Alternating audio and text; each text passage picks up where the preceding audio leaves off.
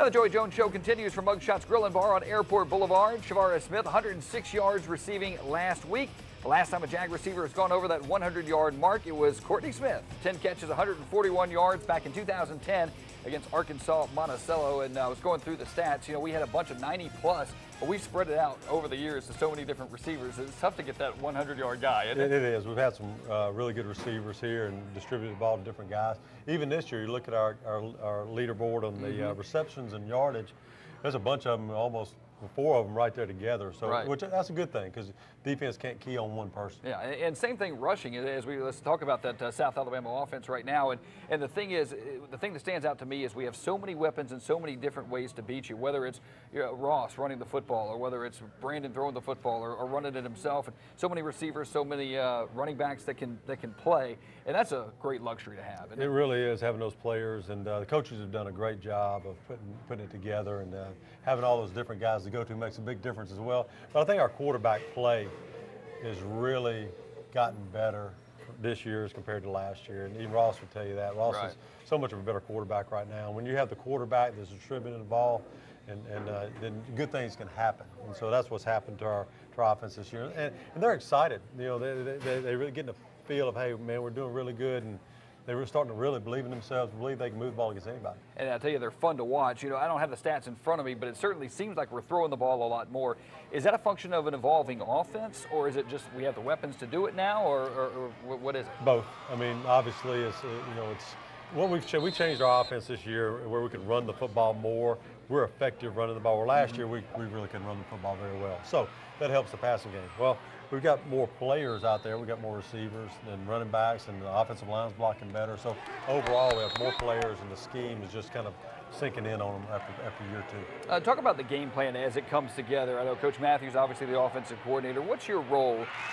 You want to let him do his job, but how do you give your input there? My biggest role came in the offseason when I felt like we needed to change some things in our philosophy and what we're doing.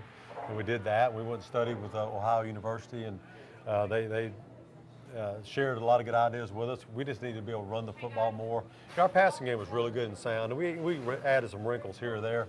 But bottom line, we're running the football better and making people get in the box so we can throw it around them. Right. Yeah, we always talk about the running backs and always talk about the receivers and the quarterbacks, but talk about that offensive line, especially with a brand new center this year. How have they evolved? Because nothing happens without those guys. Well, it all starts there. In every first practice we have every year, I stand the offensive and defensive lines up, and I say, look, there's no way we're going to win without you. A great season starts with you, and they've done that. They have really blocked very well. They know what they're doing. You know, they pay attention, because being an offensive lineman is the toughest position to play on the field by far, because there's so many moving parts. You got so many different fronts to block. So I'm real proud of those guys. And very rarely do you get the glory, right? Exactly. But we try to give it to them as much as we can as a staff. Absolutely. All right, well, he led the team in catches. He's second in yards, but do you know his off-the-field hobby?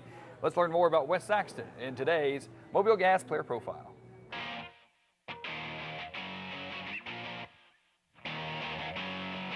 Didn't really pay attention to it. I just wanted to play.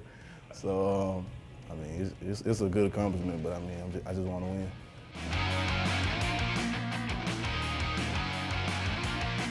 Excitement. I like to joke around and stuff. I mean, make sure the teammates not, like nervous and anything.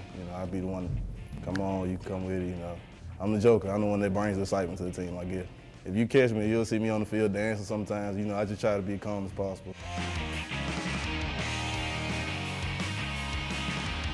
I came and talked to the coaches. They showed me around the campus, and I loved it. I fell in love with it, and I fell in love with the offense also. So, I mean, that played a big part of it.